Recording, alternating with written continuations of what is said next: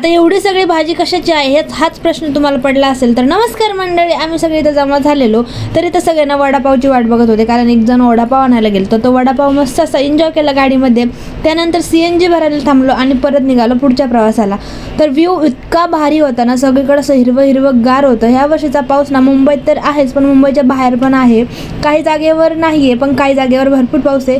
तरी तर श्रेयाला ना बाळ एवढं आवडलेलं, ती सारखी मागं बघत होती. तर त्यानंतर सगळ्यांना भुका लागलेला. रात्रीच्या 10-11 वाजलेले. त्यानंतर आम्ही हॉटेल पाहुणचार इथे थांबलो. इथे ना मस्त अशी भन्नाट चुलीवरची चव होती. ती जी भाजी मी दाखवलेली ती चुलीवरच बनवत होती आणि इतकी छान लागली ना भाजी खायला. त्यानंतर ही डिश आल्याच्या नंतर सगळ्यांनी एवढा ताव मारला त्यावर.